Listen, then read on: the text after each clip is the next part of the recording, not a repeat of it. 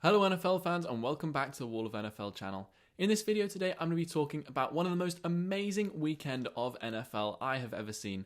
The Divisional round playoffs is in the books and all 4 games were fantastic. So I'm going to start things off by talking about the Bills versus the Chiefs. It was possibly one of the best games I've ever seen in my life. Josh Allen and Patrick Mahomes were back and forth and they were doing some crazy stuff. Throwing at awkward arm angles, running it and flicking the ball and it going like 50 yards. Their arms are so strong. It just blows my mind to see how amazingly accurate they are for throwing 50, 60 yards. There was one play where Josh Allen in the second half, I think it was, threw it over the top of the Chiefs defense right into Gabriel Davis's hands. It was unbelievable. And it was just a quick touchdown. And it was just to say, the Bills are not going away quietly. I think the Chiefs were up at that point. The Chiefs were really good themselves. Patrick Mahomes, I think he was definitely the difference maker. I mean, both quarterbacks were actually. Josh Allen and Patrick Mahomes look like they're going to be paving the way for quarterbacks coming into the NFL. They're so athletic.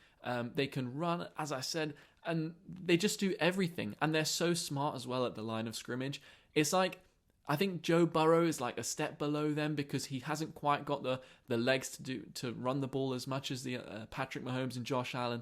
But honestly, those two are unbelievable. And they're going to be meeting each other in the playoffs, in championship games, divisional rounds.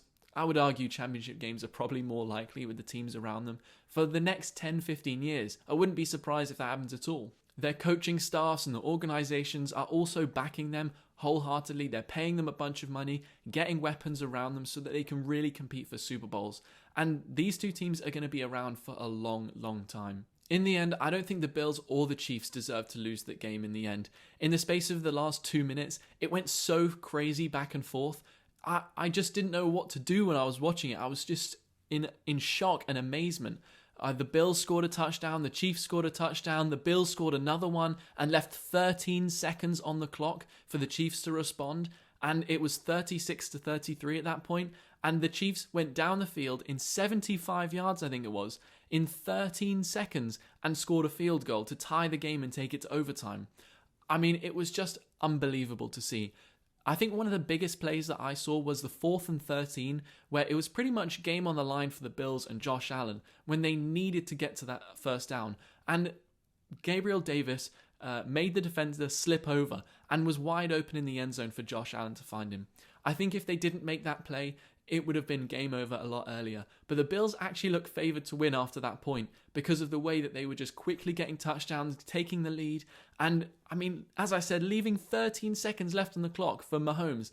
I think it's unbelievable that Mahomes was able to go down the field with that as well.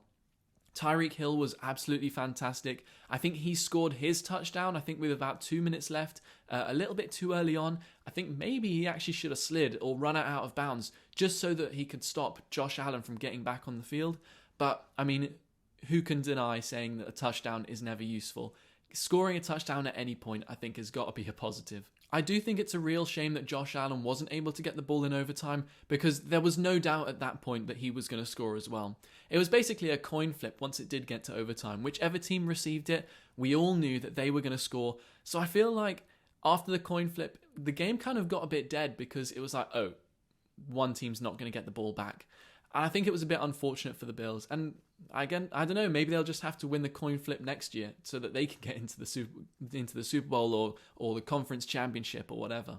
Mahomes and the Chiefs are now 8-0 in the playoffs when not playing against Tom Brady. Basically, only Tom Brady can stop them.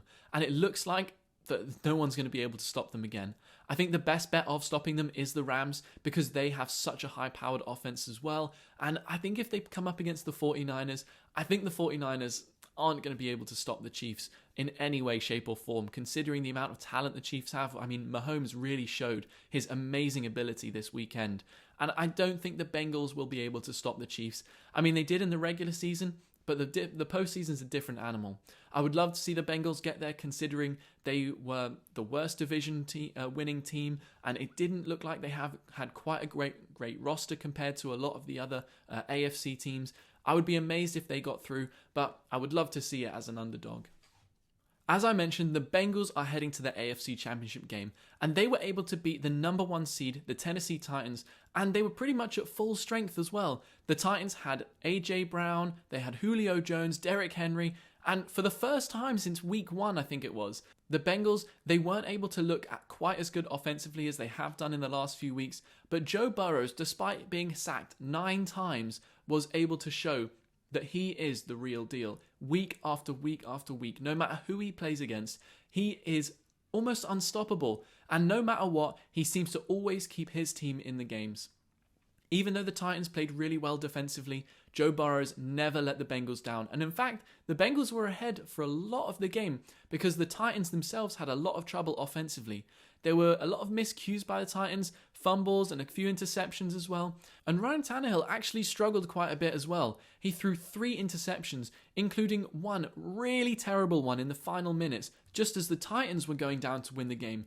But because of that interception, it gave the Bengals back the ball with just a few seconds left on the clock, and the Bengals were able to move the ball down the field a little bit further and get in field goal range and just end the game. Ryan Tannehill took a while to get his team and his best wide receivers into the game. In the third quarter, they were pretty good, scoring 10 points. But aside from that third quarter, they just did not do enough offensively. And despite the defense bailing them out time after time, especially Jeffrey Simmons was unplayable at times. And the coverage was fantastic, allowing for a lot of sacks on Joe Burrow.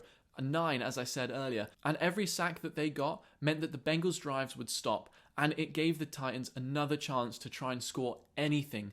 I think the fact that it was 19-16 shows how low scoring and how both defenses really played, or maybe how bad the Titans' offenses were. I can imagine that a lot of the defensive players on the Titans team are going home really unhappy because they all did their jobs, but on offense, they did not do enough.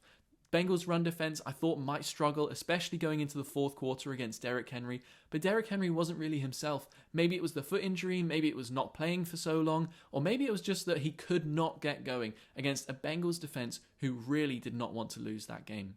I think it shows Joe Burrow has extreme amount of toughness. The fact that he got hit over and over and over again, and yet he got up every single time and continued to make plays and continued to put his team in the best position they could to get points on the board.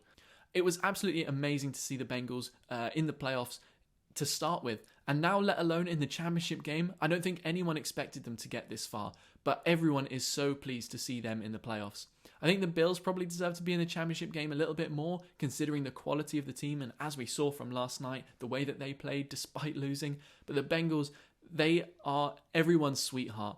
No one thought they were going to make it in at the start of the season, and now that they're here, they've won 2 games on the bounce, and it's their first championship game, I think, in 40 years, and I think that everyone wants to see this young and hungry team get to the Super Bowl. The 49ers against the Packers was such a strange game in the end. The 49ers managed to win the game despite scoring no points on offense, and they started the first half going minus 10 yards. What? The fact that they were still able to win with 13 points, all of them scored by special teams, was amazing. And it goes to show that their defense played a really great game to put them in that position.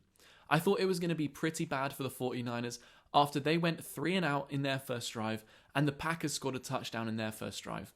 But I don't know whether it was Aaron Rodgers going on a weird streak of not being able to move the ball down the field, or A.J. Dillon getting injured, which I know he's important to the offense, but not so important that they're not going to score a single point basically after he comes off the field. And I don't know, the Packers, this was their best opportunity. They had the 49ers at home field advantage. Next week, whoever they were going to play is at home field advantage. And it was such awful temperatures for a team that comes from California to play in.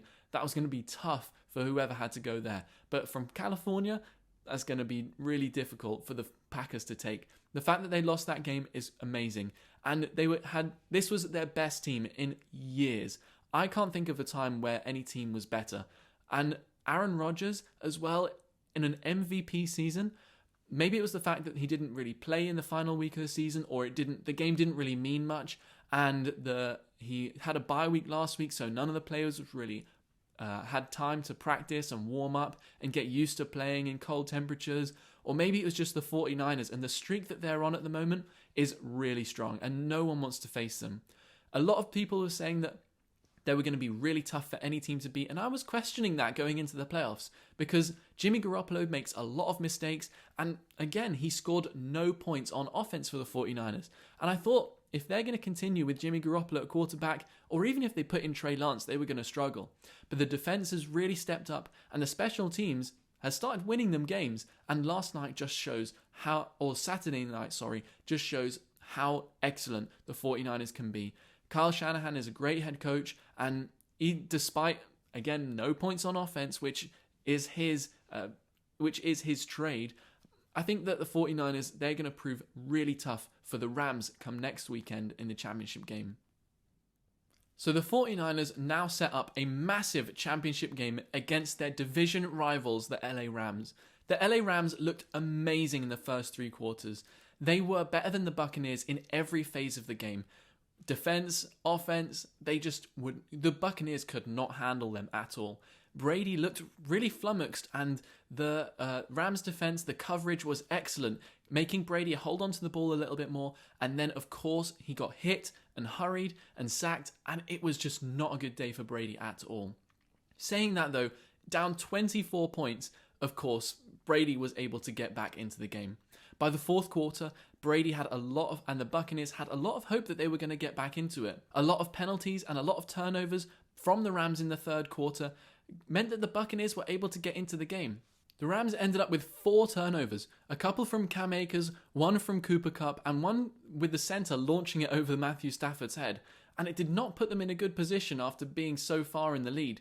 The Buccaneers did, of course, tie the game and left Matthew Stafford having to go down the field with only a minute left on the clock and have to kick a field goal. Matt Gay was relied upon to get the game-winning field goal after being injured in the warm-ups before the game. So, amazing job by him and the Rams to get to the championship game. And despite getting 4 turnovers, which is just crazy that the Buccaneers weren't able to capitalize as much as they could have. It was a really poor first half from the Buccaneers.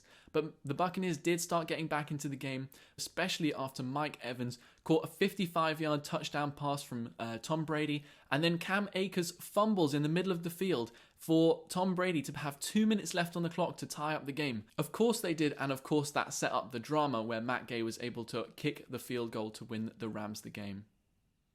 So the championship games next weekend are the Rams against the 49ers, which is going to be a real hot, close rivalry game between 2 division rivals, and I think it's going to be very fiery and very close down to the wire. And one I'm more excited about is definitely the Bengals against the Chiefs. There's going to be a lot of offense, there's going to be a lot of crazy plays, and I'm so excited to see which 2 teams are going to make it to the Super Bowl. And I think this Super Bowl could be one of the best. So thank you guys so much for watching, and please check out wallofnfl.com for breaking news and all of your info you need about the NFL. And check out our social media pages on Facebook, Instagram, and Twitter, and TikTok. And also, please like and subscribe.